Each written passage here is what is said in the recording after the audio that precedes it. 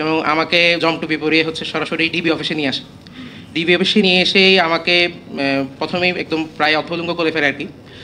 আমাকে নিয়ে এসে বাঁশডালা দেওয়া শুরু করে, শোয়ে বাঁশডালা দেওয়ার সাথে সাথেই আমার হাত এবং পা অবশ হয়ে যায় আর কি। আমার শরীরের প্রত্যেকটি অঙ্গ প্রত্যঙ্গে বা প্রত্যেকটি জয়েন্টে তারা আমার হাতুড়ি দিয়ে আঘাত করে। প্লাস দিয়ে তারা আমাকে স্ক্রুর মতো করে আমার শরীরের প্রত্যেকটা জায়গায় চামড়ায় তারা টানতে থাকে আর কি। বেল্ট দিয়ে তারা আমাকে মারতে থাকে। টানা 2 দিন তারা আমাকে কোনো প্রশ্ন করা ছাড়াই, কোনো জিজ্ঞাসাবাদ ছাড়াই আমার উপর তারা নির্যাতন চালায় আর কি। তখন তারা সেদিন নিয়ে রাতের একদম 12টা থেকে ফজর পর্যন্ত তারা আমাকে নির্যাতন করে। আর এই নির্যাতন করার মূল পারপাসটাই ছিল তাদের এটা, যে আমাকে যে কোনো মূল্যে হোক তাদেরকে ধরিয়ে দেওয়া লাগবে। বিগত 15 বছরে ফ্যাসিস্ট আওয়ামী শাসনে সবচেয়ে বেশি ক্ষতিগ্রস্ত হয়েছে বাংলাদেশ ইসলামী ছাত্র শিবিরের বিভিন্ন স্তরের নেতাকর্মী এবং দায়িত্বশালীরা। এই সময় আমাদের মত প্রকাশের কোনো স্বাধীনতা ছিল না। ছাত্র শিবিরের নেতাকর্মীদের উপর চালানো হতো ব্যাপক জুলুম নির্যাতন। আমাদেরকে কোথাও কোনো প্রোগ্রাম করতে দেওয়া হতো না। আমরা কোথাও যদি মত প্রকাশের জন্য আমরা একত্রিত হতাম, আমাদেরকে সেখান থেকে ধরে নিয়ে চলে যাওয়া হতো। ছাত্র শিবিরের ভাইদের ওপর নির্বিচারে গুলি চালানো হতো। আমাদের অনেক ভাইদেরকে ক্রসফায়ারের মাধ্যমে গুলি করে হত্যা করা হয়েছে এই বিগত 15 বছরে। আমাদের বিরুদ্ধে এই সকল অপরাধ ছিল মানবতার বিরুদ্ধে এক যুদ্ধ। সম্মানিত উপস্থিতি, এরই সাথে আমরা জানি বিগত 15 বছরে সংঘটিত হয়েছে 28শে অক্টোবরের মতো একটি নৃশংস হত্যাকাণ্ড, যার এখনো কোনো বিচারের দেখা আমরা পাইনি। একই সাথে পিলখানা হত্যাকাণ্ডের মাধ্যমে বাংলাদেশের অগ্রণী সেনানায়ক, সেনাবাহিনীর বিভিন্ন প্রায় 57 জন উদীয়মান সেনাকে হত্যা করা হয়েছে, যার সুষ্ঠু তদন্ত এবং যার কোনো বিচার আমরা দেখতে পাইনি। এছাড়া 2012 সালে আল্লামা দেলোয়ার হোসেন সাঈদী সাহেবের ফাঁসির রায়ের পর নির্বিচারে গুলি করে হত্যা করে অসংখ্য মানুষকে গুলি করে হত্যা করা হয়েছে, যার কোনো দৃশ্যমান বিচার এখন পর্যন্ত আমরা দেখতে পাইনি। একই সাথে আমরা আরও স্মরণ করতে চাই 2013 সালের 5ই মে হেফাজত ইসলামের প্রোগ্রামে শাপলা চত্বরে কীভাবে রাতের আধারে অন্ধকার করে হাজার হাজার মানুষের উপর গুলি চালানো হয়েছে এবং হত্যা করা হয়েছে। বাংলাদেশকে ভারতের একটি অঙ্গরাজ্যে পরিণত করার একটি অপচেষ্টা চালানো হয়েছে বিগত 15 বছর। বিশেষ করে আমরা আরও স্মরণ করি বাংলাদেশের মোদি বিরোধী মিছিলে ইন্ডিয়ান সেনাবাহিনীর মতো করে বাংলাদেশে আমাদের ভাইদের উপর গুলি চালিয়ে আমাদের ভাইদের হত্যা করা হয়েছে। সর্বশেষ এই 24শে আন্দোলনে হাজার হাজার ছাত্র জনতার উপর গুলি চালিয়ে আমাদের ভাইদেরকে হত্যা করা হয়েছে। একজন সন্তানকে তার মা থেকে যেমন করে বিচ্ছিন্ন করা হয়, একইভাবে আমাদের বাংলাদেশ ইসলামী ছাত্র শিবিরকে বাংলাদেশ থেকে বিচ্ছিন্ন করার বারবার অপচেষ্টা করা হয়েছে, কিন্তু তাদের এই অপচেষ্টা সফল হয়নি। সম্মানিত উপস্থিতি, বাংলাদেশ ইসলামী ছাত্র শিবিরের ওপর বরাবরের মতোই ষড়যন্ত্র এবং প্রোপাগান্ড চালানো হয়েছে, যা এখনও দৃশ্যমান। বিগত আওয়ামী শাসন আমলে আওয়ামী ধর্মের অনুসারীরা ইসলামী ছাত্র শিবিরের ভাইদেরকে হত্যা করাকে বৈধ এবং নেকির কাজ বলে প্রচার করেছে। এ এক কলঙ্কময় অধ্যায়। আজকে আমরা স্মরণ করছি আমাদের গুম ভাইদেরকে। আমাদের প্রায় 2 শতাধিক ভাইকে বিগত সময়ে গুম করা হয়েছে, যার মধ্যে অনেক ভাইরাই নির্যাতনের পর আয়নাঘর থেকে ফেরত এসেছে, যার মধ্যে অনেক ভাইরা আমাদের মাঝে আজকে উপস্থিত রয়েছে। কিন্তু অত্যন্ত দুঃখের সাথে জানাতে যাচ্ছি, এই 24-এর গণ অভ্যুত্থানের পরেও আমরা আমাদের 7 জন ভাইকে এখন আমাদের মাঝে ফিরে পাইনি। এই পরিবারগুলো এখনও তাকিয়ে রয়েছে তাদের সন্তান কখন ফিরে আসবে। আমরা এই পরিবারের সদস্যদের চোখে চোখ রেখে কথা বলতে পারি না, তাদেরকে জবাব দিতে পারি না। আমরা তাদের ব্যাপারে কোনো সুস্পষ্ট তথ্য এখনও আমরা দিতে পারি না। গুম কমিশন গঠন করার পরও তাদের ব্যাপারে কোনো উল্লেখযোগ্য রিপোর্ট, তাদেরকে ফেরত আনার বিষয়ে কোনো উল্লেখযোগ্য কোনো পদক্ষেপ আমরা দেখতে পাই না। আমি স্মরণ করছি ঝিনাইদহে গুম হওয়া আমাদের ভাই কামরুজ্জামান ভাইকে। আমি এই মাসে ভাইয়ের বাসায় গিয়েছিলাম। কি নির্মম ঘটনা! একই পরিবারে 3 জন ভাইকে গুম করা হয়েছিল। কামরুজ্জামান ভাইয়ের বড় ভাই মাসুদ ভাইকে 7 মাস দীর্ঘদিন গুম করে রাখা হয়েছিল। তার কাছে যখন গল্প শুনি, তিনি বলে যে আমাকে 7 মাস আমার চোখ বেঁধে রাখা হয়েছিল, 7 মাসে তার চোখ খোলা হয়নি। তিনি প্রায় অন্ধ অবস্থা, তাকে 1 লিটার পানি দেওয়া হতো 15 দিনের জন্য। তিনি অল্প অল্প করে 1 লিটার পানি খেতেন, তার প্রসাব পায়খানা তার সব কিছু অফ হয়ে গেছিল। এই যে নির্মম অত্যাচার, তিনি যখন নামাজ পড়তে চাইতেন, নামাজ পড়তে যখন তিনি চাইতেন, তখন তার মাথায় জুতা দিয়ে বাড়ি মারা হতো, জুতার বাড়ির চোটে তিনি অজ্ঞান হয়ে পড়তেন। তার মুখ থেকে যখন এই কথাগুলো শুনি, তখন নিজেকে ধরে রাখা খুবই কঠিন হয়। কামরুজ্জামান ভাইয়ের আরেকজন ভাই আশরাফুল ভাইকে একসাথে তার সাথে গ্রেপ্তার করা হয়েছিল। তাকেও 1 মাস এই ডিবির কার্যালয়ে আটকে রাখার পর তাকে ছেড়ে দেওয়া হয়, কিন্তু তার ছোট ভাইকে, বাড়ির সবচেয়ে আদরের সন্তান, তাকে এখনো ফেরত দেওয়া হয়নি। এই পরিবারের সাথে যখন আমরা কথা বলি, আমরা জবাব খুঁজে পাই না, তাদেরকে কি জবাব দিব? প্রিয় ভাইরা, আমাদের সংবিধানে যে মৌলিক মানবাধিকার আমাদেরকে দেওয়া হয়েছে, তার মধ্যে 27 নম্বর ধারায় বলা হয়েছে সকল নাগরিক আইনের দৃষ্টিতে সমান। কিন্তু আমরা ইসলামী ছাত্র শিবিরের ভাইরা বিগত 15 বছর দেখেছি আমাদেরকে আইনের দৃষ্টিতে সমান দৃষ্টিতে দেখা হয়নি। 31 নম্বর ধারায় বলা হয়েছে সকলের আইনের আশ্রয় লাভের সমান অধিকার রয়েছে, কিন্তু আমাদেরকে এই সমান অধিকার দেওয়া হয়নি। আমরা যখন থানায় মামলা করতে গেছি, আমাদেরকে থানায় আমাদের মামলা নেওয়া হয়নি। আমরা যখন আমাদের গুম ভাইদের ব্যাপারে আমরা অভিযোগ দিয়েছি, সেটাকে টোটালি আমলে নেওয়া হয়নি। এরপরে 32 নম্বরে বলা হয়েছে ধারায় জীবন ও ব্যক্তির যে স্বাধীনতার বিষয়ে, অথচ আমাদের এই ব্যক্তি এবং আমাদের জীবনের কোনো স্বাধীনতা বিগত সময় ছিল না। 33 নম্বর ধারায় বলা হয়েছে কাউকে যদি গ্রেপ্তার করা হয়, তাকে অবশ্যই এই গ্রেপ্তারের কারণ জানানো হবে এবং তাকে 24 ঘন্টার মধ্যে আদালতে হাজির করতে হবে। কিন্তু আমাদেরকে যখন গ্রেপ্তার করা হতো, কখনোই আমাদেরকে বলা হতো না যে কেন গ্রেপ্তার করা হচ্ছে। আমাদের সাথে একটি নিষিদ্ধ দলের মতন আচরণ করা হতো এবং 24 ঘন্টার মধ্যে খুব কম সময় আমাদেরকে আদালতে হাজির করা হতো। অধিকাংশ সময় আমাদেরকে দীর্ঘদিন নির্যাতন চালানোর পর চালান দেওয়া হতো। এমনকি আমাদের পরিবারের সদস্যদেরকে পর্যন্ত জানানো হতো না যে আমরা আটক আছি। এই ধরনের মানবিক যে মৌলিক অধিকার আমাদেরকে খর্ব করা হয়েছে। সম্মানিত ভাইরা, হতাশার বিষয় হচ্ছে 24শে জুলাই আগস্ট গণঅভ্যুত্থানের পরেও আমরা দেখছি আবারও ছাত্র শিবিরের বিরুদ্ধে ট্যাগিংয়ের রাজনীতি, আবারও আমরা দেখছি ফ্রেমিংয়ের রাজনীতি। বিরোধী মতকে শিবির ট্যাগিং করে মত দমন করার আবারও প্রবণতা লক্ষ্য করা যাচ্ছে। এই ট্যাগিংয়ের মাধ্যমে হত্যা করা হয়েছিল শহীদ আবরারকে, এই ট্যাগিংয়ের মাধ্যমে হত্যা করা হয়েছিল বিশ্বজিৎকে। আমরা এই ধরনের রাজনীতি আর দেখতে চাই না। আমরা মনে করি আওয়ামী ফ্যাসিজমকে টিকিয়ে রাখতে পুলিশ বাহিনী সবচেয়ে বেশি ভূমিকা পালন করেছে, অথচ এই পুলিশ বাহিনীকে কোনো রকম সংস্কারের আমরা এখন পর্যন্ত চিত্র দেখতে পাচ্ছি না। 1861 সালে লর্ড ক্যানিং যে পুলিশ বাহিনী গঠন করে গেছিল, তারা এই উপমহাদেশের মানুষের উপর যেই ধরনের অত্যাচার চালাইতো, তারই ধারাবাহিকতা আমরা এখনও দেখতে পাই। আমরা তার একটি রূপ গতকাল দেখেছি। একজন বিশিষ্ট রাজনীতিবিদ, আমাদের সকলে পরিচিত জনাব নুরুল হক নুরুল সাহেবকে যেভাবে আঘাত করা হয়েছে, এটা কোনো সাধারণ আঘাত না, সরাসরি তার মাথায় আঘাত করা হয়েছে, অর্থাৎ এটা স্পষ্টভাবে তাকে একটা হত্যা চেষ্টা করা হয়েছে। আমরা এই ঘটনা তীব্র থেকে তীব্র প্রতিবাদ জানাই। এই ধরনের পুলিশ আমাদের দরকার নেই, আমাদের জনবান্ধব পুলিশ দরকার, যারা জনগণের হয়ে কাজ করবে, জনগণের গায়ে হাত তুলবে, জনগণকে হত্যার চেষ্টা করবে, এরকম পুলিশ আমাদের দরকার নাই। সম্মানিত উপস্থিতি, আমরা চাই আমাদের যে 7 জন ভাইকে গুম করা হয়েছে, তাদেরকে অতি শীঘ্রই আমাদের মাঝে ফেরত দেওয়া হোক এবং যে সকল আইন শৃঙ্খলা বাহিনীর সদস্যরা এই সকল ঘটনার সাথে জড়িত, তাদেরকে খুঁজে বের করে তাদেরকে শাস্তির ব্যবস্থা করা হোক। আমরা চাই যেই জাতীয় গুম কমিশন গঠন করা হয়েছে, সেই গুম কমিশনের একটি গ্রহণযোগ্য রিপোর্ট আমাদেরকে প্রদান করুক এবং এই অন্তর্বর্তীকালীন সরকারের একটি কার্যকরী ভূমিকা আমরা দেখতে চাই।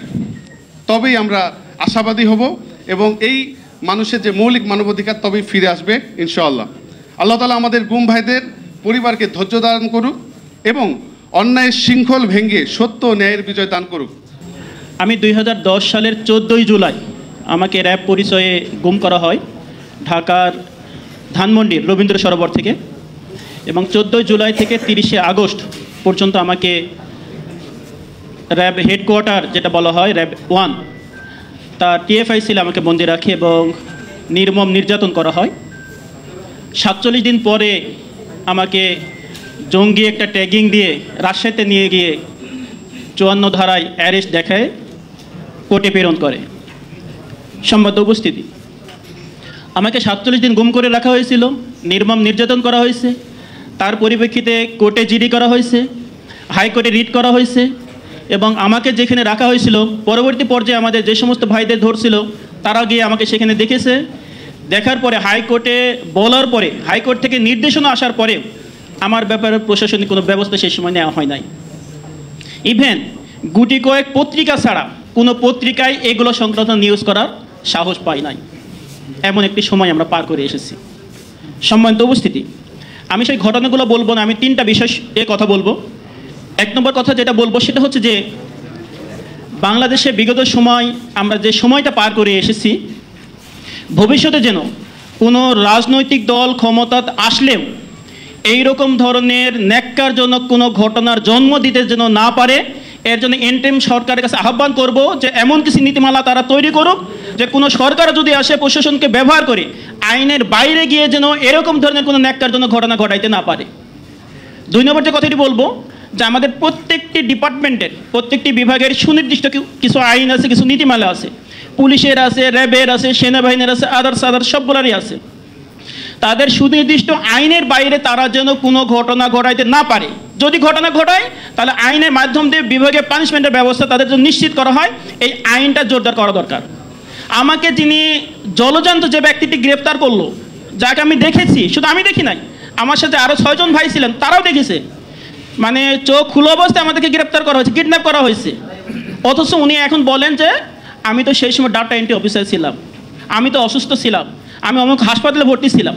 তাহলে এই যে ঘরগুলো বের হলো, যে টিএফআই সেল বের হলো, যেখানে আমাকে রাখা হয়েছিল, এগুলো কোথা থেকে আসলো? তাহলে আইনের বাইরে, বিভাগে আইনের বাইরে যাতে কোনো ঘটনা কেউ ঘটাইতে না পারে, এর জন্য বিভাগীয় আইনের প্রয়োগ থাকা দরকার, যাতে কোনো বিভাগের কোনো মানুষ ইন্টেনশনালভাবে কোনো কাজ যেন করতে না পারে। 3 নম্বর যে কথাটি বলবো সেটা হচ্ছে যে দৃষ্টান্তমূলক বিচার হওয়া দরকার। যে সমস্ত ব্যক্তিগুলো এই ঘটনা ঘটাইছে, তার সাথে যারা জড়িত ছিল, যারা প্রশাসনকে ইনফ্লুয়েন্স দিয়েছে, প্রশাসনকে ব্যবহার করছে, ব্যবহার করে সকল নীতি নৈতিকতা মানবতাকে পদদলিত করে, রাষ্ট্র আইনকে পদদলিত করে, আন্তর্জাতিক আইনকে পদদলিত করে কিছু সংখ্যক ব্যক্তিকে অথবা বিরোধী মতকে দমন করার জন্য এরকম ধরনের ন্যাক্কারজনক ঘটনার জন্ম দেয়। এই ঘটনাগুলো যাতে কেউ ঘটাইতে না পারে, ভবিষ্যতে চিন্তাও করতে না পারে, এর জন্য দৃষ্টান্তমূলক শাস্তি হওয়া দরকার। বর্তমানে এনটিএম গভর্নমেন্টের কাছে আমি আবেদন জানাতে চাই যে এই দৃষ্টান্তমূলক শাস্তি দিয়ে দেখিয়ে দেন, ভবিষ্যতে যাতে এরকম ধরনের কোনো কাজ করার চেষ্টা কেউ না করে। যদিও গুম কমিশন হয়েছে, তারা আলহামদুলিল্লাহ খুব চেষ্টা করতেছেন। আন্তর্জাতিক অপরাধ ট্রাইব্যুনাল হয়েছে, সেখানে বিচার ফাইল করেছে, তারা কাজ করতেছে। কিন্তু আমি জানি না এটা সফলতার দ্বার প্রান্তে পৌঁছবে কি না বা কখন পৌঁছবে। আমি তাদের কাছে আবেদন করব যেন এই সমস্ত ব্যক্তিদের যারা এই কাজগুলোর সাথে জড়িত ছিল তাদেরকে দৃষ্টান্তমূলক শাস্তির আওতায় নিয়ে আসা হোক, যাতে ভবিষ্যতে এই কাজগুলো যেন কেউ করতে না পারে। শেষ যে কথাটি বলবো, যারা গুমের শিকার হয়েছিলেন সেই সমস্ত পরিবারের দিকে আপনি তাকান। আমি হয়তো একটা পলিটিক্যাল সংগঠনের সাথে জড়িত থাকার কারণে আমার পরিবার হয়তো ওই রকমভাবে সাপারার হয় নাই, কিন্তু যারা দরিদ্র মানুষ ছিল, আমি 2010 সাল থেকে 24 সাল পর্যন্ত ঢাকাতে 3টা মামলায় আমি যাতায়াত করছি, হাজিরা দিয়েছি। কিন্তু যারা দরিদ্র মানুষ, যারা দিন আনে দিন খায়, তাদের অবস্থাটা কি? তো এই সমস্ত গুম পরিবারগুলোর দিকে যাতে দৃষ্টি দেওয়া হয়, এই কারণে বর্তমানে এই গভর্নমেন্টের কাছে আমি আবেদন জানাতে চাই যে তাদের কাছে আপনি সহযোগিতার হাত বাড়ান, গুম পরিবারের কাছে সহযোগিতার হাত বাড়ান, তাদেরকে ইনশিওর করুন যে আমরা আপনাদের পাশে আছি। যারা এখনো বের হয়ে আসে নাই, তাদের শেষ অবস্থা রেখে এটা বের করার জন্য আমরা চেষ্টা করতেছি। এই ইনশিওরটা আমি বর্তমান সরকারের কাছে আবেদন করে আমার কথা এখানে শেষ করছি। ওমা আলাইনিল্লাল বালাগ। আসসালামু আলাইকুম ওয়া রাহমাতুল্লাহ। আমরা এখনও ন্যায্য বিচার পাইনি। আমরা পুলিশ এবং সরকারের কাছে অনুরোধ জানাবো আমার ভাইকে ফিরে দেওয়ার জন্য, এবং যারা এখনও ফিরে আসেনি সেসব ভাইকে ফিরিয়ে দেওয়ার জন্য। প্রথমে আমি আমার পরিচয় দিই। আমার গ্রাম হচ্ছে কক্সবাজার, আমি কক্সবাজার থেকে আসছি। আমার ভাইয়ের নাম হচ্ছে শফিকুল ইসলাম, যিনি বিগত 2017 সাল জুন মাসে গুম হয়েছিলেন। আমরা অনেক চেষ্টা করছিলাম, বিভিন্ন নিউজে দিয়েছিলাম, জিডিও করছিলাম, এখনও আমার ভাইকে ফিরে পাওয়া যায়নি। উনি একজন সহজ সরল ব্যক্তি ছিলেন, এবং যেদিন গুম করা হয়েছিল, যে মাস গুম করা হয়েছিল ওই মাস হচ্ছে রমজান মাস। উনি সবেমাত্র এসএসসি পরীক্ষা দিয়েছিল। এসএসসি পরীক্ষা দেওয়ার পর উনি কক্সবাজার সমাজসেবা আইসি ট্রেনিং সেন্টারে ভর্তি হয়েছিল। এখানে নিয়মিত কোচিংয়ে যায়। একদিন হঠাৎ করে দেখি উনি বাড়িতে আসে নাই, কিন্তু উনি নিয়মিত বাসায় আছে ইফতার করত।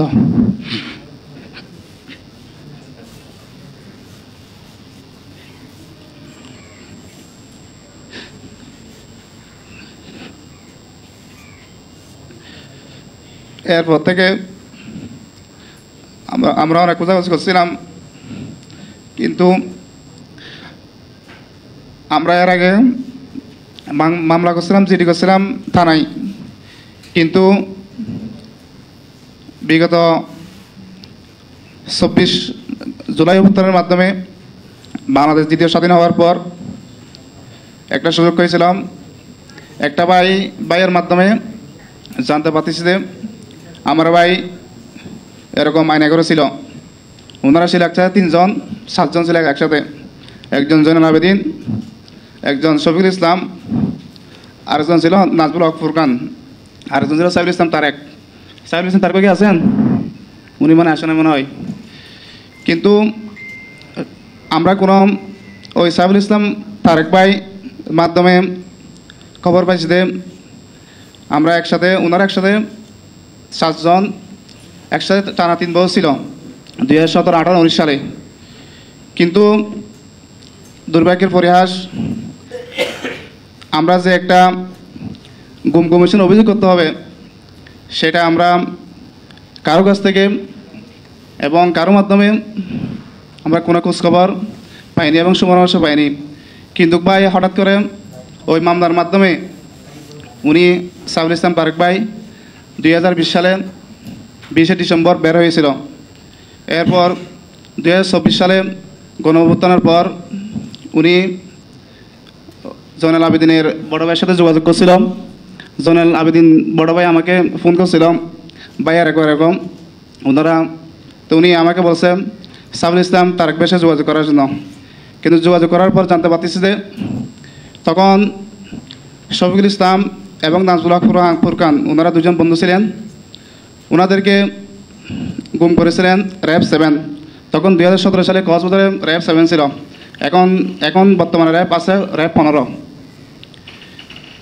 এরপর আস্তে আস্তে আমি একটা গুম কমিশনের অভিযোগ দিছি। এরপর থানায় মামলা করছি। হঠাৎ করে প্রিয় কাফেলা বাংলাদেশ ইসলামী ছাত্র শিবির ভাইরা আমার সাথে যোগাযোগ করছে এখানে আসার জন্য। আমি আপনাদেরকে আবারও ধন্যবাদ জানাই এরকম একটি মহতি প্রোগ্রামের সুযোগ করে দেওয়ার জন্য। আমি সরকারের কাছে দাবি জানাচ্ছি, আমার ভাইয়ের মতো যাতে আর কোনো মায়ের বোকারি না হয়। একজন ভাই হারিয়ে যাওয়া মানে একটি পরিবারকে হারিয়ে দেওয়া, একটি পরিবারের সদস্য হারিয়ে যাওয়া মানে পুরা পরিবারকে হারিয়ে দেওয়ার সমান। আমি অনুরোধ জানাবো মাননীয় উপদেষ্টা মহোদয়কে গুম এবং হত্যার বিচার করার জন্য। আমি আরও অনুরোধ জানাবো যে 7 জন ভাই এখনও ফিরে আসেনি, আমার ভাই সহ তাকে ফিরিয়ে দেওয়ার জন্য। এখনও আমরা ন্যায্য বিচার পাইনি। 24শে জুলাই অভ্যুত্থানের পর যে বিপ্লব শুরু হয়েছিল, এই বিপ্লব যে সাম্যের কথা বলা হয়েছিল, যে আমরা যে সোনার বাংলাদেশ গড়ার জন্য উদ্বুদ্ধ হয়েছিলাম, সে আমরা এখনো সোনার বাংলাদেশ গড়ে তুলতে পারিনি। আমরা চাইব যে ভাইয়েরা অনাহারে নির্বিচারে মানুষদেরকে গুম করেছিল এবং হত্যা করেছিল, সেই বিচার চাই।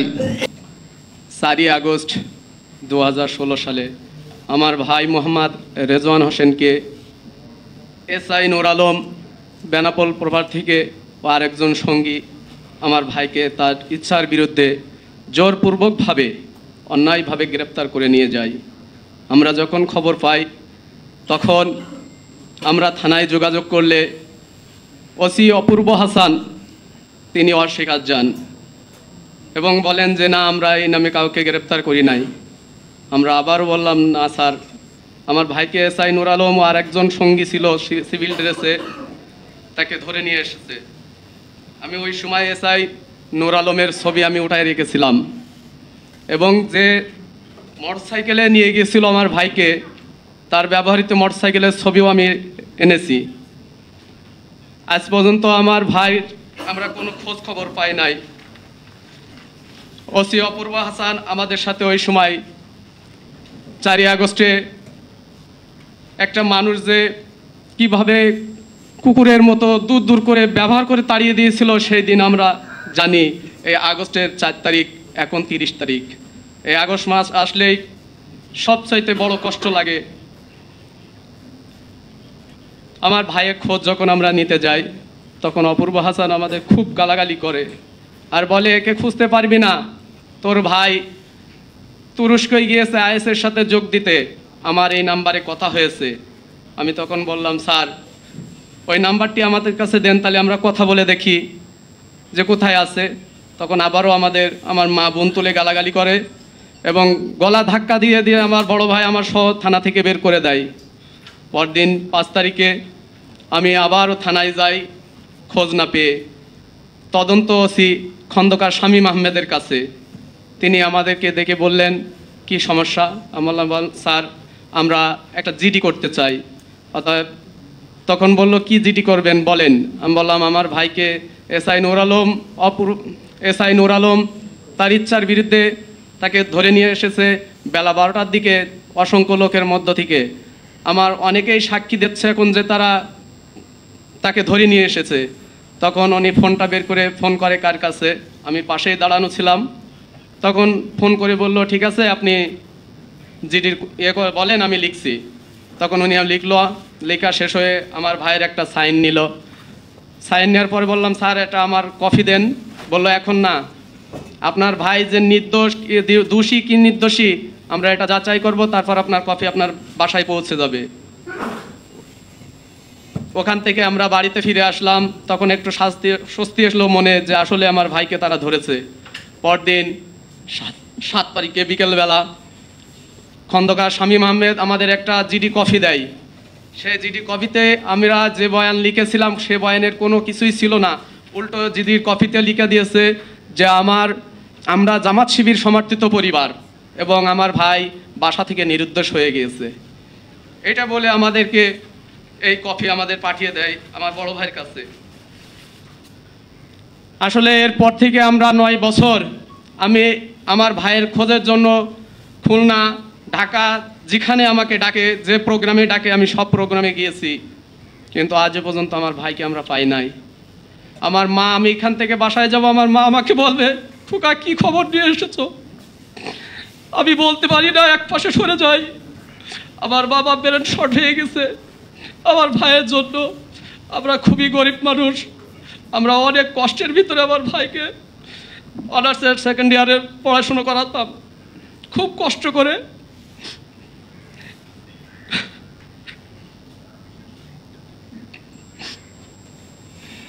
জানি না এখন সে কোথায় আছে। আমরা চাই আমার ভাইকে ফেরত। গত পরশুদিন এসআই নূর আলম আমার চাচার কাছে ফোন দিয়ে বলছে, ভাই আমাকে আপনারা মাফ করে দিলে হয় না। আমি বললাম, না, এরকম কোনো মাপের শব্দ আসবে না।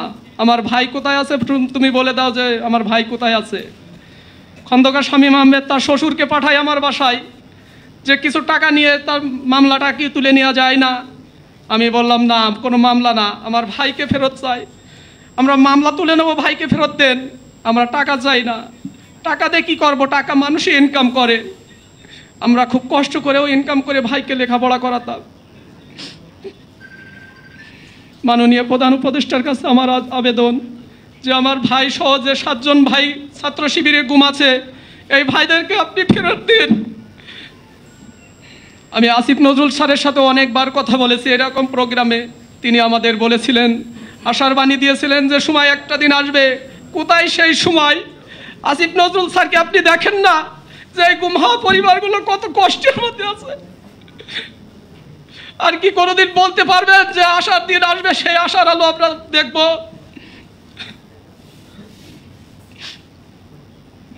আমরা চাই আমার ভাইকে ফেরত, আমার ভাইকে ফেরত দিন। আমি সহ আমার ভাই সহ 7 ভাইকে, ছাত্র শিবিরের যে 7 ভাই আছে গুম হওয়া, সেই 7টি ভাইকে ফেরত দিন। এই বলে আমি আমার সংক্ষিপ্ত বক্তব্য এখানে শেষ করছি। আসসালামু আলাইকুম। ভাই বোনেরা, আসসালামু আলাইকুম। আজকে আন্তর্জাতিক গুম প্রতিরোধ দিবস। আমি এখানে গুমের কাহিনী বর্ণনা করব না। আমি গুম প্রতিরোধ দিবসে আমাদের কি শপথ নেওয়া উচিত, কি কর্তব্য ভবিষ্যতে যারা দেশ চালাবেন, বিভিন্ন বাহিনী চালাবেন, তাদের জন্য উদ্দেশ্যে কয়েকটা কথা বলতে চাই। প্রথমত, বিগত 1 বছরে সরকার গুমের বিষয়ে যে খুব বেশি সচেতনভাবে কিছু করছেন এটা আমি উপলব্ধি করিনি। একটা গুম কমিশন করেছেন, তো এর বেশি আর কি হয়েছে গুম কমিশন তদন্ত করা ছাড়া? গুম কমিশনের যারা আছেন ওনারা যথেষ্ট পরিশ্রম করছেন বলে আমি জানি, কিন্তু সরকারের পক্ষ থেকে যারা গুম হয়েছে, আমার মতো যারা ভাগ্যবান আমরা ফিরে এসেছি, আমি আমার মাকে হারিয়েছি গুম থাকা অবস্থায়, কিন্তু এমন অনেক মা ভাই আছে তাদের সন্তানের জন্য ভাইয়ের জন্য কাঁদছেন, এখন আপনারা দেখেছেন। এদের ব্যাপারে সরকারের কোনো বক্তব্য শুনি না। আমি জোরে সবার সাথে একসাথে তাল মিলিয়ে বলতে চাই অত্যন্ত দৃঢ়তার সাথে যে সরকারের এই ব্যাপারে কঠোর পদক্ষেপ নেওয়া উচিত। গুমের ব্যাপারে শ্বেত প্রকাশ হওয়া অত্যন্ত জরুরি। এই কত ফ্যাসিস্ট সরকারের আমলে কতজন গুম হয়েছে, কারা গুম করেছে, কারা এর সাথে জড়িত, কারা কতদিন বন্দী ছিল, কারা কী ধরনের নির্যাতনের শিকার হয়েছে, কারা মুক্তি পেয়েছে, কারা এখনও নিখোঁজ আছে, এবার একটা শ্বেতপত্র সরকারের পক্ষ থেকে প্রকাশ করা অত্যন্ত প্রয়োজনীয় বলে আমি মনে করি। 1 নম্বর। 2 নম্বর, যারা এখন গুম আছেন তাদের কী অবস্থায় আছেন আমরা জানি না, বেঁচে আছেন না মরে গেছেন আমরা জানি না। পরিবারগুলো আশায় আশায় বসে আছে, আমরাও তাদের সাথে আশা করছি এবং দোয়া করছি যে তারা জীবিত আছেন এবং জীবিত ফিরে আসবেন ইনশাল্লাহ। আমি সরকারের কাছে জোর দাবি জানাই এই ব্যাপারে দ্রুত পদক্ষেপ নেওয়ার জন্য। তৃতীয়ত, কঠোর আইন করতে হবে যেন ভবিষ্যতে কোনো সরকার এই ধরনের ধৃষ্টতা না দেখায়, এই ধরনের অমানবিক কাজ না করে, মানবতা বিরোধী কাজ করার কোনো সাহস না হয় কারো। এই ধরনের কঠোর আইন করতে হবে। এবং আমি মনে করি খুনের যেরকম মৃত্যুদণ্ড, গুমের জন্য মৃত্যুদণ্ড হওয়া ছাড়া আর কোনো আইন হওয়া উচিত নয় বলে আমি মনে করি। সেই সাথে সকল বাহিনীগুলোকে সংস্কার করতে হবে, বাহিনীগুলোর লোকজনকে নৈতিক শিক্ষা দিতে হবে যে অন্ধ আনুগত্য করা যাবে না, মানবতা বিরোধী কোনো কাজ করা যাবে না। তারা সরকারের গোলাম নয়, তারা জনগণের গোলাম। এখানে এক ভাই সেনাবাহিনীর নাম বলে গেছেন, আমি এটা সবসময় বলে থাকি, আবারও বলছি আপনাদেরকে, সেনাবাহিনী কোনো অপকর্মের সাথে জড়িত ছিল না। সেনাবাহিনীর কিছু বিপদগামী অফিসার তারা র্যাব, NSI, DGFI গিয়ে এই সমস্ত কাজ করেছে যেগুলো সেনাপ্রধানের নিয়ন্ত্রণে নয়। র্যাব হোম মিনিস্টারের আন্ডারে, স্বরাষ্ট্র মন্ত্রণালয়ের আন্ডারে, NSI এবং DGFI সরাসরি প্রধানমন্ত্রীর অধীনে, এবং তারা তাদের পছন্দের লোককে প্রমোশন দিয়ে বিভিন্ন জায়গায় বসে এই সমস্ত অপকর্ম করিয়েছে। সেনাপ্রধানের কাজ শুধুমাত্র যাকে পোস্টিং করতে বলা হয় তাকে পোস্টিং করে দেওয়া, অমুক মেজর জেনারেলকে DG বানাও, অমুক ব্রিগেডিয়ার জেনারেলকে ডাইরেক্টর বানাও, এতটুকুই কাজ। সেনাপ্রধান নিজেই DGর কাছে, DGFIর কাছে জিম্মি। আপনারা যারা বয়স্ক আছেন আপনারা জানেন যে 1996 সালের 20 মে জেনারেল নাসিম সেনাপ্রধান থাকা অবস্থায় উনি অভ্যুত্থানের চেষ্টা করেছিলেন। DGFI সেটা রেকর্ড করে সরকারকে দেখিয়েছে, এবং যার ফলে একমাত্র সেনাপ্রধান বাংলাদেশের ইতিহাসে যিনি বরখাস্ত হয়েছিলেন, পরবর্তীতে মুক্তিযুদ্ধের ওনার অবদানের কথা চিন্তা করে ওনাকে অবসর দেওয়া হয়েছে। তো এই বাহিনীগুলোকে সংস্কার করতে হবে। আমি DGFIর DGকে বলেছি, তুমি এই বাহিনী সংস্কার করো, ডিপলিটিসাইজ করো, এটা যেন রাজনৈতিক কারণে কোনো হাতিয়ার না বানানো হয়। আমি আমার বই লিখেছি, আপনারা জানেন একটা বই লিখেছি যে সরকার এটাকে গুন্ডা বাহিনী বানিয়েছে একটা, এবং যেখানে হাইকোর্টের স্পষ্ট রায় আছে যে ওয়ারেন্ট ছাড়া কাউকে গ্রেফতার করা যাবে না, তারপরও সরকারের বাহিনীগুলো এগুলো করছে। তাদের কোনো দায়বদ্ধতা নাই, তারা মানুষ নয়। যারা একটা মানুষকে শুধুমাত্র তাদের ক্ষমতার স্বার্থে, দলীয় স্বার্থে, ব্যক্তি স্বার্থে নিরপরাধ মানুষকে অপহরণ করে দিনের পর দিন, মাসের পর মাস, বছরের পর বছর মানবেতর জীবনযাপনে বাধ্য করে, তারা মানুষ নয়। তাদের শরীরে মানুষের রক্ত থাকলেও তারা জানোয়ার। যারা জড়িত ছিল এই বিগত 16 বছর সমস্ত গুমের সাথে, তাদের চরম দৃষ্টান্তমূলক শাস্তি হওয়া উচিত। আমি জানি না যারা এখানে আছেন গুম পরিবারের সদস্যরা তারা এই ব্যাপারে কোনো মামলা করেছেন কিনা। আমি ট্রাইব্যুনালে মামলা করেছি, এবং আমার মামলায় প্রাক্তন দণ্ডপ্রাপ্ত পলাতক প্রধানমন্ত্রী, তার সামরিক উপদেষ্টা জেনারেল তারেক সিদ্দিকী, DGFIর 5 DG সবাই তাদের বিরুদ্ধে হুলিয়া জারি, ওয়ারেন্ট জারি হয়েছে। তারা এখন ওয়ারেন্ট নিয়ে পলাতক আছে, এবং খুব শীঘ্রই ইনশাআল্লাহ বিচার শুরু হবে। আমি আশা করছি যে সমস্ত গুম পরিবার সংশ্লিষ্ট অপরাধীদের বিরুদ্ধে মামলা করে তাদের চরম দৃষ্টান্তমূলক শাস্তি হওয়া উচিত। জাতির সামনে তাদের মুখোশ উন্মোচন হওয়া উচিত। আমি আমার বইয়ে কিছু লিখেছি নাম, আরও নাম আমার মামলায় আছে, যেগুলো যেহেতু ওয়ারেন্ট ইস্যু হয়নি, আমাকে ট্রাইব্যুনাল থেকে বলা হয়েছে ওই নাম প্রকাশ না করতে। তো আমি আশা করি সবাই করবেন, যেন একটা যদি উদাহরণ দেখা যায় যে দৃষ্টান্ত শাস্তি হয়েছে, ভবিষ্যতে আর কেউ করার আগে 10 বার চিন্তা করবে। তো এই ব্যাপারে সরকারের অগ্রণী ভূমিকা পালন করতে হবে। রাজনীতিবিদদের ভূমিকা আমি অত্যন্ত হতাশ। জুলাই বিপ্লব থেকে ওনারা কোনো শিক্ষা নিয়েছেন বলে আমার কাছে মনে হয় না, এবং ওনারা ভবিষ্যতে যারাই ক্ষমতায় যাবে তারাও রাজনৈতিক স্বার্থেই বাহিনীগুলিকে ব্যবহার করবে, এটা আমি আশঙ্কা করছি। এই জন্য আমি এই সরকারের কাছে দাবি জানাচ্ছি যে আপনারা এটা ব্যাপারে কিছু একটা আইন প্রণয়ন করে যান, যেন ভবিষ্যতে কেউ এইরকম দুঃসাহস না দেখায়। জনসচেতনতা গড়ে তুলতে হবে। আপনারা দেখেছেন যে কোথাও কোথাও যারা অপরাধ করছে জনগণ তাদেরকে ধরে শায়েস্তা করছে। জনগণের মধ্যে একটা প্রতিরোধ গড়ে তোলার মানসিকতা তৈরি করতে হবে। যখন আমাকে উঠিয়ে নিয়ে গেল 22 আগস্ট 2016 সালে, আমার মহল্লার সবাই যার যার বাসা থেকে বেরিয়ে এসছে, কিন্তু কেউ প্রতিরোধ করার চেষ্টা করে। সবার জানের ভয় আছে, হ্যাঁ অবশ্যই জানের ভয় তো থাকবেই, কিন্তু কাউকে না কাউকে প্রতিরোধ করতেই হবে। তো ভবিষ্যতে যেন এই ধরনের কোনো রকমের অপকর্ম না হয়, এই জন্য একটা ব্যাপক জনসচেতনতা গড়ে তুলতে হবে। সরকারকে ভূমিকা রাখতে হবে, বাহিনী প্রধান যারা আছেন এবং ভবিষ্যতে হবে তাদেরকে এই ব্যাপারে অত্যন্ত দৃঢ় মনোবলের পরিচয় দিতে হবে। আল্লাহ এবং তার রসুলের আদেশের বাইরে আমরা কিছু করব না, এই দৃঢ়তা তাদের থাকতে হবে। ভবিষ্যতে যারা রাজনীতিবিদ তারা যেন দেশ গঠনে, সুনাগরিক গঠনে আনুগত্য না করার মতো বাহিনী গড়ে তুলতে পারে, তাদের ভূমিকা রাখতে হবে। আমি আশা করি, যদিও আমি খুব বেশি আশাবাদী নই, তারপরেও আমি আশাবাদী মানুষ, আমি অপটিমিস্টিক মানুষ। আমি নেতিবাচক মনোভাব পোষণ করি, সবসময় ইতিবাচক মনোভাব পোষণ করি। আমি আশা করব তাদের বোধোদয় হবে, যারা ক্ষমতায় যাবে তারা এই ব্যাপারে যথাযথ ব্যবস্থা গ্রহণ করবে। আপনারা সবাই দোয়া করবেন যেন যারা গুম হয়ে আছেন তারাও জীবিত ফিরে আসে। আমার আন্দোলনের অংশগ্রহণটা যদি বলি, আমি 15 তারিখ থেকে 21 তারিখ পর্যন্ত সরাসরি আন্দোলনে যুক্ত ছিলাম। 21 তারিখের পর থেকে আসলে আমাদের মাতইল এলাকায় অবস্থার অবনতি ঘটতে থাকে। এরপরে আর সরাসরি আন্দোলনের অংশগ্রহণ করার সুযোগ হয়নি।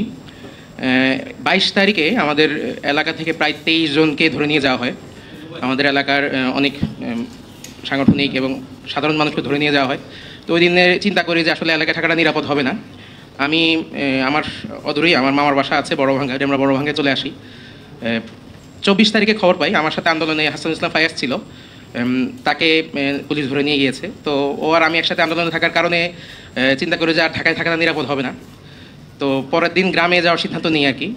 25 তারিখ ফজরের পরে আমি নামাজ পড়ে আমার মামার বাসায় ছিলাম, মামাদেরকে না বলে বের হয়ে যাই, যে মানে চিন্তা করে থাক, বলার দরকার নেই।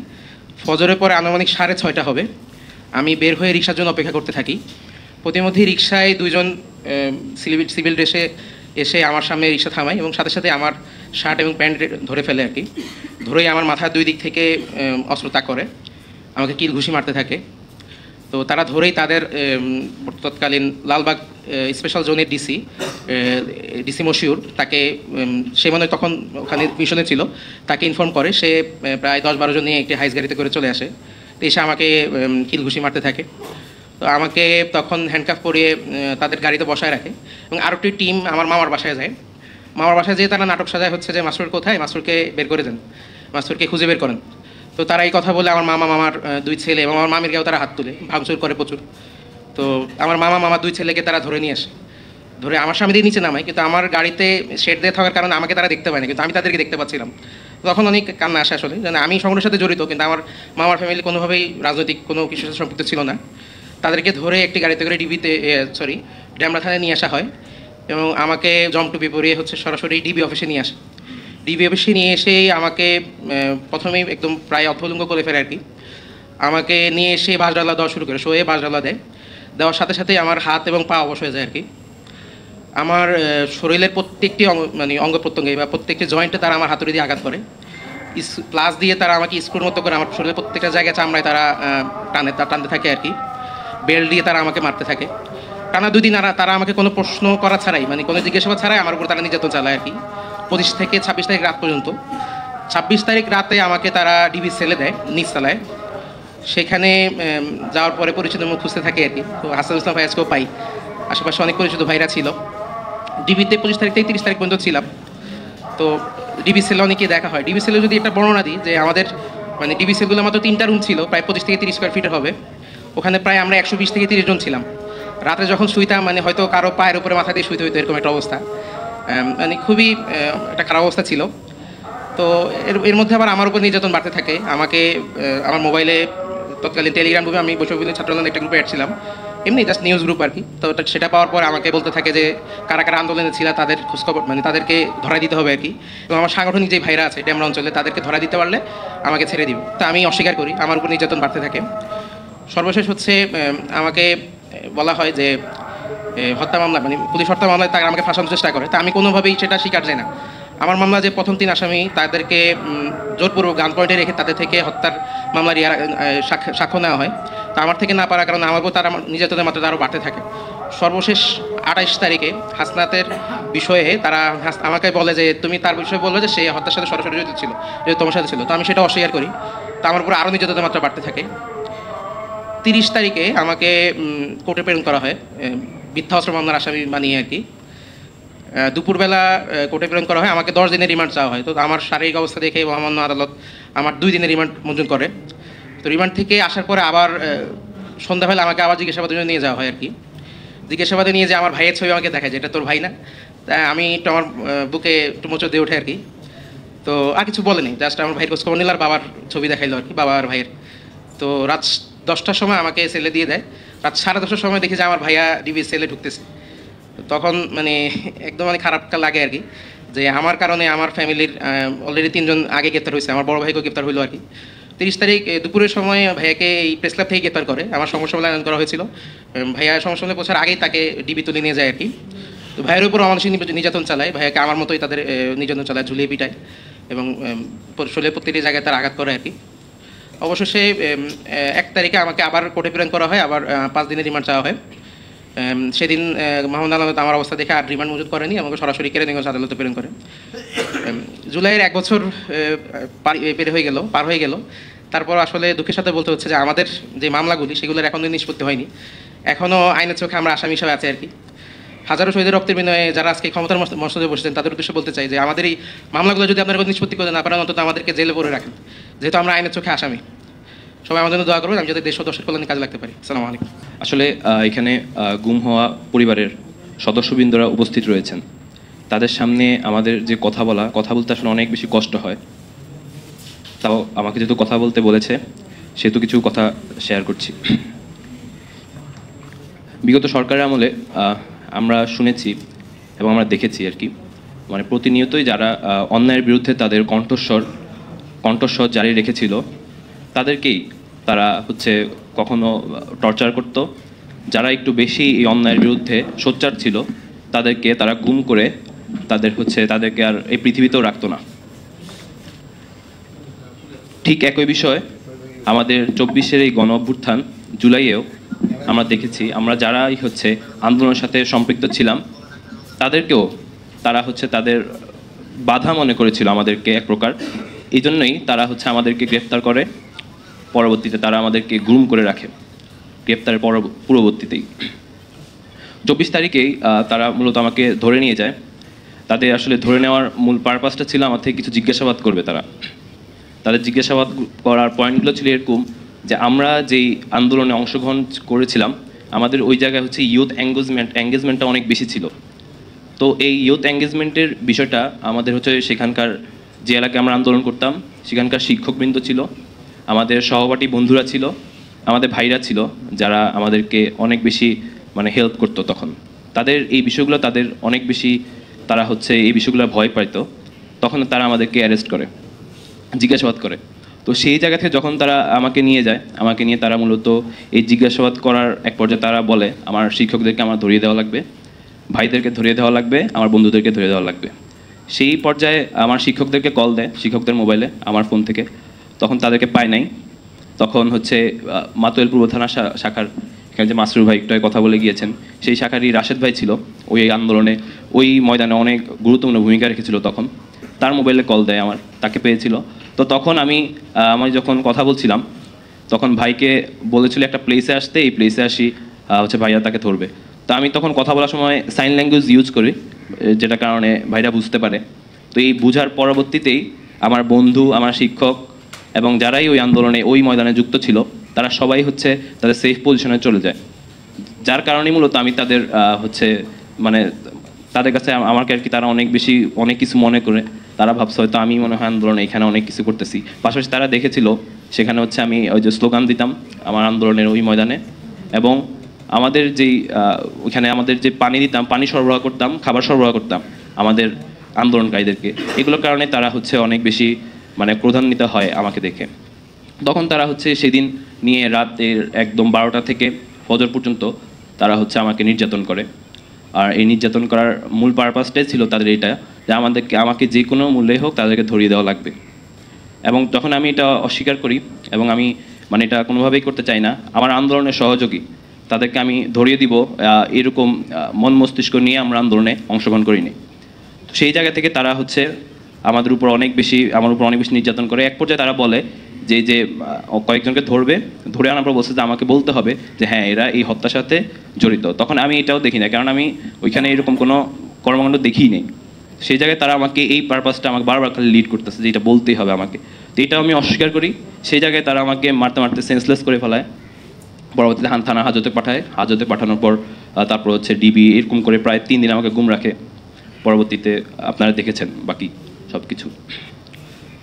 তারা এই যে একটা এর পরবর্তীতে 5ই আগস্ট পরবর্তী সময়ে আমাদের একটা অন্যতম আশা আকাঙ্ক্ষার জায়গা ছিল যে সকল ভাইয়েরা গুম ছিল তাদেরকে আমরা ফেরত পাবো, কিন্তু এখন আমরা অনেকেরই আমরা খোঁজ খবর পাই নাই এবং জানিও না তারা কি আসলে বেঁচে আছে কি না বেঁচে নাই।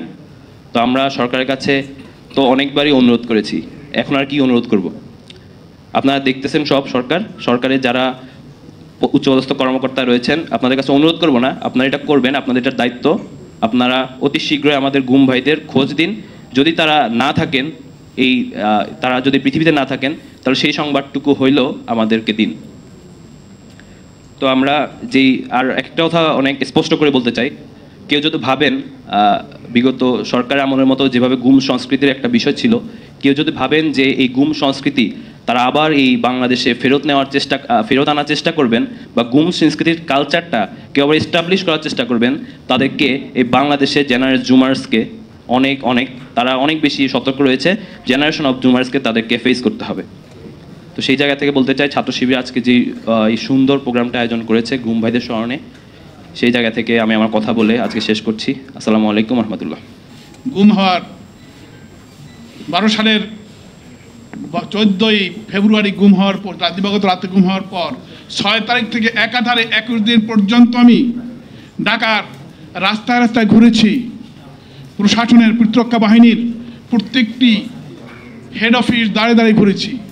র্যাবের হেড অফিস সহ সমস্ত জায়গায় ঘুরেছি। মুকদ্দাসের পরিবার এবং অলিউল্লাহর পরিবার একাত্র হয়ে ঘুরে। দাবি ছিল একটাই, যদি আমাদের সন্তান অপরাধ করে থাকে তাকে উপস্থিত করুন, তার অপরাধকে নির্ণয়ন করুন, এটাকে প্রমাণ করুন, শাস্তি আমাদের সামনে দিবেন, আমাদের কোনো আপত্তি নেই। কিন্তু বাংলাদেশের একটি স্বাধীন বাংলাদেশের নাগরিক গুম হয়ে থাকবে, এটা তো স্বাধীন দেশের ইতিহাস হতে পারে না, এটা গণপ্রজাতন্ত্রী বাংলাদেশের ইতিহাস হতে পারে না। আমি প্রধানমন্ত্রী সহ সমস্ত দপ্তরে করেছি, একথা উচ্চ কণ্ঠে বলেছি, কিন্তু তাদের জবাব যা ছিল সেই জবাবে কোনো বিবেকমান ব্যক্তি সন্তুষ্ট হতে পারে না। আমি আলোচনা দীর্ঘায়িত করব না, সময় অনেকই হয়ে গেছে। ডায়াসের সামনে দাঁড়িয়ে অনেক সময় ক্ষেপণ করব না।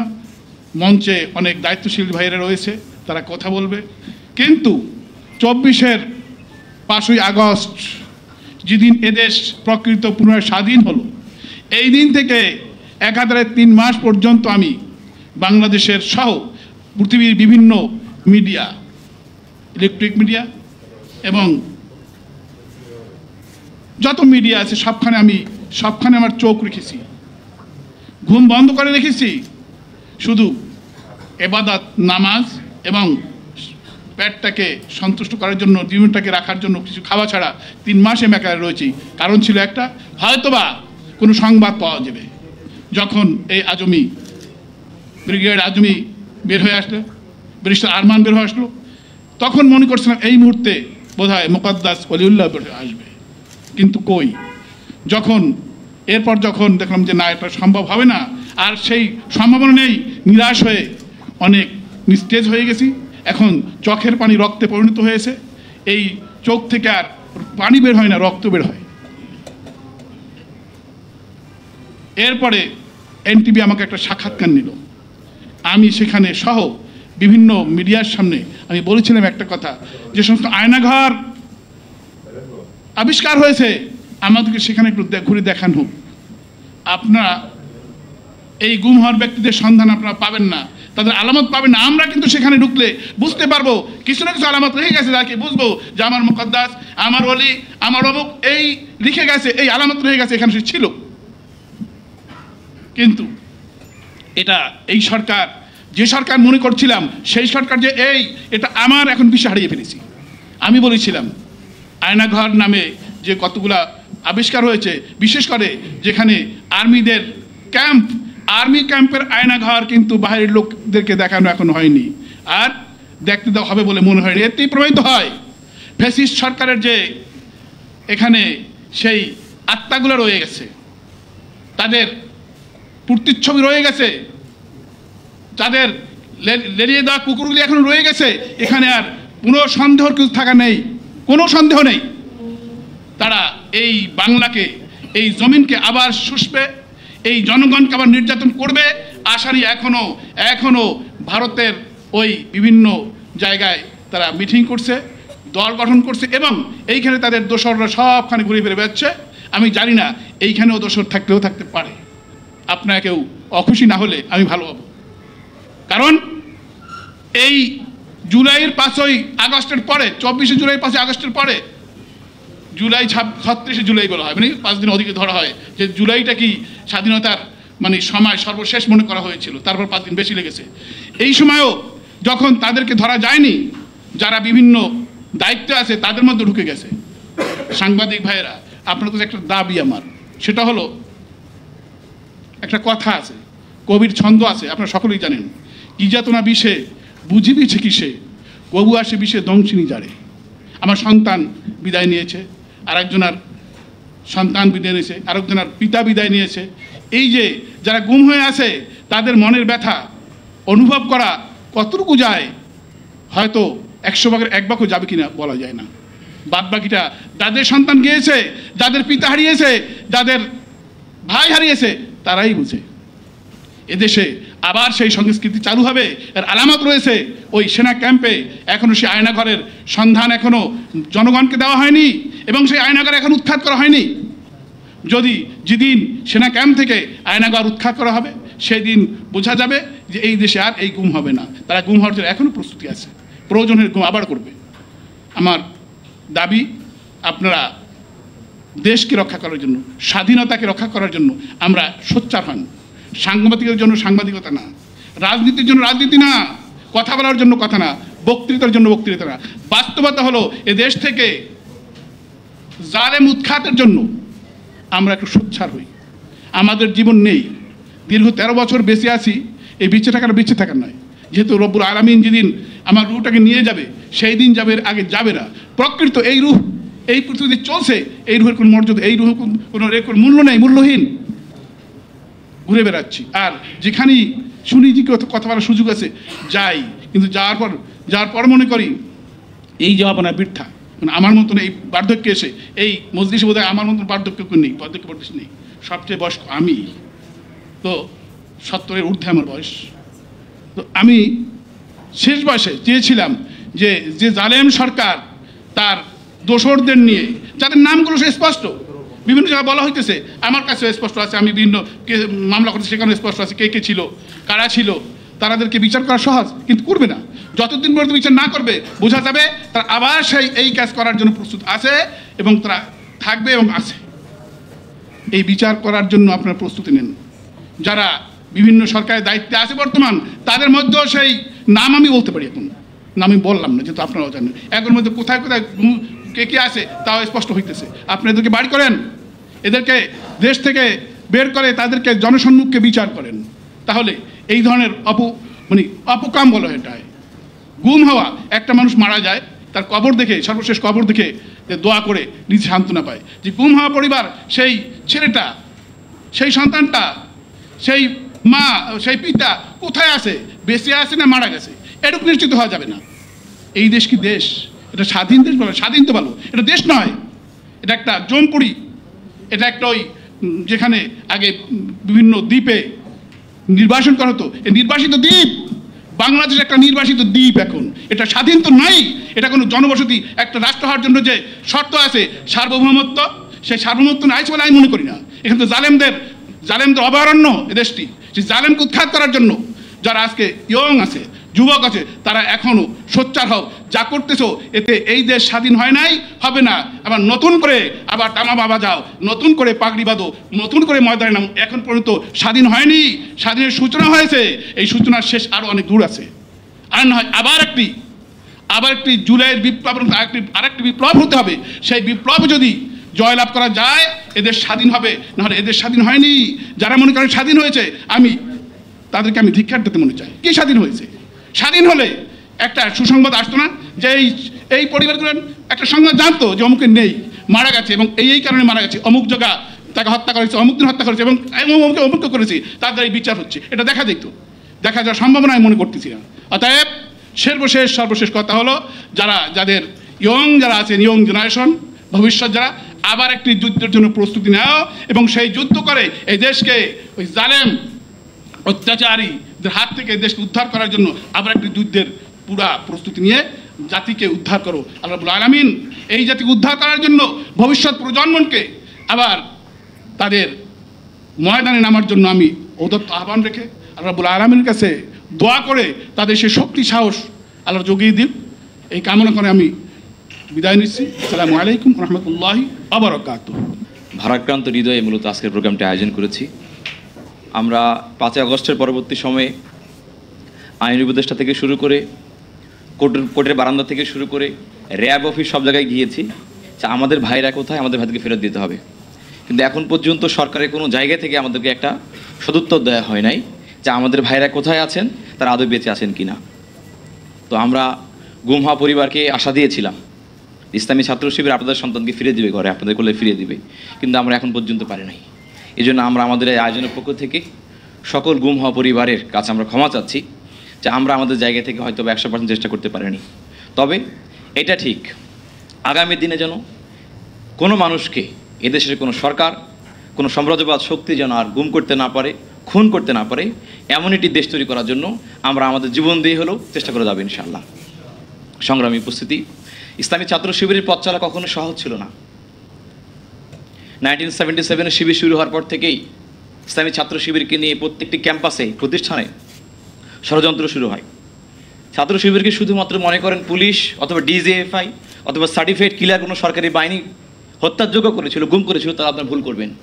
এর বাইরে একটি রাজনৈতিক শক্তি যারা সাম্রাজ্যবাদের ছকে এবং পরিকল্পনায় চলে, তারা ইসলামী ছাত্র শিবিরকে গুম হওয়ার যোগ্য করে তুলেছিল। তারা একসময় স্লোগান দিত ক্যাম্পাসগুলোতে, সকাল বিকাল একটা শিবির ধর, সকাল বিকাল নাস্তা কর, একটা শিবির ধর, ধৈরা জবাই কর। তারা এই স্লোগান দিয়ে 1982-তে রাজশাহী বিশ্ববিদ্যালয়ে একদিনে 4 জন ভাইকে তার পিটিয়ে হত্যা করে আমাদের। 1990 সালে আশফাকুর রহমান বিপু ভাই, নজরুল ইসলাম ভাই এবং আবুল কাশেম পাঠান ভাইয়ের তারা 3 জনে 3টি হাত কেটে নেয়। একইভাবে চট্টগ্রাম বিশ্ববিদ্যালয়, ইসলামী বিশ্ববিদ্যালয়, বাংলাদেশ কৃষি বিশ্ববিদ্যালয়, রাজশাহী বিশ্ববিদ্যালয়, জাহাঙ্গীরনগর বিশ্ববিদ্যালয়, প্রত্যেকটি ক্যাম্পাস ইসলামী বিশ্ববিদ্যালয়ে আমাদের ভাইদেরকে রক্তাক্ত করা হয়েছে। অসংখ্য ইতিহাস আপনারা পাবেন, ইসলামী ছাত্র শিবির করার কারণে তাকে গ্রেপ্তার করে গুম রাখা হয়েছে, এবং গুম করার কারণে আমাদের ভাইরা ছাত্র জীবন শেষ করতে পারে নাই। এরকম অসংখ্য ভাইদেরকে আমরা দেখাতে পারবো যাদেরকে গুম রাখার কারণে ক্লাস করতে পারে নাই, পরীক্ষা দিতে পারে নাই, বিশ্ববিদ্যালয়ের ছাত্র জীবন শেষ হয়ে গেছে। এই সংখ্যাটা আমাদের অনেক। এমনও হয়েছে ইসলামী ছাত্র শিবির ভাইদেরকে পায়নি, তার আব্বা আমাকে গ্রেপ্তার করা হয়েছে। পরীক্ষার হলে পরীক্ষা দিতে যাওয়ার পরে আমরা ফিরে আসতে পারবো কিনা এই জন্য স্পেশাল করে আমাদের পাহারা দেওয়া হতো। রাসেল আলম দুরন্ত ভাই, আপনারা জানেন যে 2016 সালে রাজশাহী বিশ্ববিদ্যালয়ে পরীক্ষা দিচ্ছেন ভাইরা, আর তারা বাইরে পাহারা দিচ্ছেন। এমত অবস্থা পুলিশের সামনে ছাত্রলীগ ওনাকে মেরে পুরো পা বিচ্ছিন্ন করে দেয়, এবং পুলিশ সে ছাত্রলীগকে গ্রেপ্তার না করে এই রাসেল আলম দুরন্ত ভাইকে গ্রেপ্তার করে সঙ্গে সঙ্গে বিনা চিকিৎসা জেলে পাঠিয়ে দেয়। আপনারা চিন্তা করতে পারেন ইসলামী ছাত্র শিবিরকে এরকম করে বিগত সময়গুলো পার হতে হয়েছে। ছাত্র শিবির পথ চলা কখনো সহজ ছিল না। আর এই বর্তমানে 25 সালে এসে, জুলাই অভ্যুত্থানের পরে এসে একটা গোষ্ঠী ক্যাম্পাসে আবারও স্লোগান দিচ্ছে, বাঁশের লাঠি মশাল হবে, শিবির তোমার মৃত্যু হবে। আমাদেরকে যারা গুম করেছিল সে সার্টিফাইড ডিজিএফআই পুলিশ শুধু নয়, যারা স্লোগান দিয়ে আমাদের গুম করিয়েছিল এদেরও আমরা বিচার করতে চাই দেশে। সরকারকে অনুরোধ করতে চাই, বিগত 15 বছরে গুম খুনকে যারা বৈধতা দিয়েছে, এই সমস্ত রাজনৈতিক সংগঠনে কারা জড়িত ছিল, এর প্রত্যেকটা ব্যক্তিকে ধরে ধরে তার বিচারের আওতায় নিয়ে আসতে হবে। সম্মানিত উপস্থিতি, আমরা সরকারকে একাধিক অনুরোধ করেছি, এখন আর অনুরোধের মধ্যে এটি নেই। আমরা দাবি করে বলতে চাই, আপনারা কখনো বোঝেন নাই এই দুঃখ কতটুকু, কারণ আপনারা কখনো জুলে অভ্যুত্থানও আসেন নাই, কোনোদিন জেলেও থাকেন নাই, আপনার পরিবারকে গুমও কখনো হয় নাই, কাজেন এই দুঃখ আপনারা কখনো বুঝবেন না। এসির বাতাসের মধ্যে বসে সুইজারল্যান্ডে সফর করে, সুইডেনে সফর করে আপনার মনে করে দেশ চালাচ্ছেন। এই দেশ এমনি এমনি আপনার ক্ষমতা এখানে বসেন নাই। এই ক্ষমতায় বসার আগে বিগত 20-25 বছর অসংখ্য মানুষ জীবন দিয়েছে, গুম হয়েছে, রক্তাক্ত হয়েছে, রাফেলটা তৈরি হয়েছে। আজকে আমাদের পরিবারের ঢাকায় চলে এসেছেন, একাধিকবার সাক্ষাৎকার দিয়েছেন, আদালতে গিয়েছে, কিন্তু আপনারা কোনো সলিউশন করেন নাই।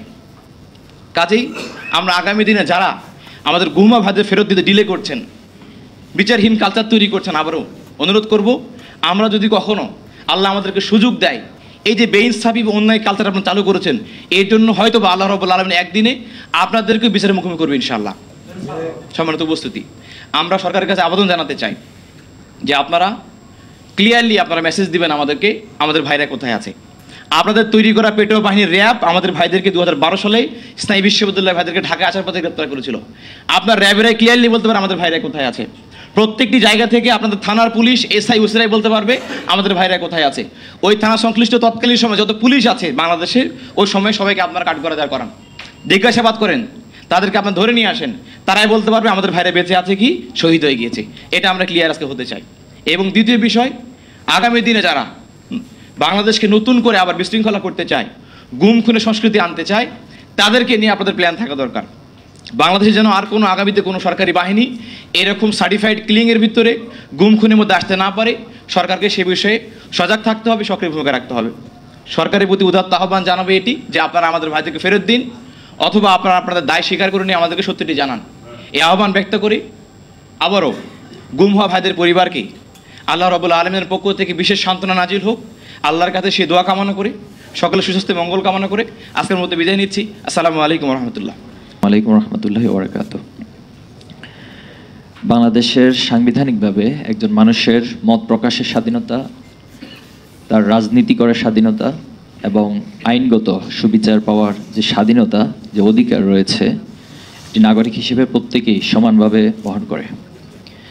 কিন্তু দুঃখজনক হলেও সত্য, বিগত যে সময় আমরা পার করে এসেছি, এই সময়টাতে যারা ফ্যাসিবাদের বিরুদ্ধে কথা বলেছেন, ফ্যাসিবাদের বিরুদ্ধে অবস্থান নিয়েছেন, তাদের জন্য সাংবিধানিক এই নাগরিক অধিকারগুলো নিশ্চিত করা হয়নি, বরং তাদেরকে গুম, খুন, হত্যা, নির্যাতন, রিমান্ড, আয়নাঘরের মধ্য দিয়ে তারা তাদের ফ্যাসিবাদ কায়েমের জন্য আমাদের ভাইদেরকে নির্যাতন করেছেন, আমাদের ভাইদেরকে খুন করেছেন, গুম করেছেন। 5ই আগস্টের পর আমরা স্বপ্ন দেখেছিলাম যে একটি সুন্দর বাংলাদেশ বিনির্মিত হবে এবং সেই বাংলাদেশে বিগত সময়ে যত অবিচার হয়েছে, সবগুলো অবিচারের একটি সুষ্ঠু এবং ন্যায় বিচার সকলে পাবে। সে আশায় আমরা এই গুম হওয়া, যারা গুম হয়েছিলেন, তাদের পরিবারকে সাথে নিয়ে সরকারের যতগুলো জায়গা রয়েছে, র্যাব থেকে শুরু করে সরকারের গোয়েন্দা সংস্থার যতগুলো জায়গা রয়েছে, গুম কমিশনের তথ্য উপাত্ত দেওয়া, সব জায়গাতে আমরা চেষ্টা করেছি। সাংবাদিকদের মাধ্যমে গুমকৃত পরিবারের সদস্যরাও তাদের সন্তানদের, তাদের পরিবারের সদস্যদের তথ্যগুলো তুলে ধরেছেন। কিন্তু দুঃখজনক হলো আমরা এখনো পর্যন্ত 7 জন ভাইয়ের কোনো খোঁজ খবর পাইনি। বাংলাদেশে যে গুম কমিশন গঠন করা হয়েছে, এর তথ্য উপাত্তের ভিত্তিতে মোট 1850 জন গুম হয়েছিল বিগত সময়ে। এর মধ্যে 330 জন ফিরে আসেনি এবং এই 1850 জনের মধ্যে ইসলামী ছাত্র শিবিরের 200 শতাধিক প্রায় জনশক্তি দায়িত্বশীল ভাইরা রয়েছেন। এর মধ্যে বড় একটি সংখ্যা আমরা লাশ খুঁজে পেয়েছিলাম, তাদের লাশ ফেরত দেওয়া হয়েছে।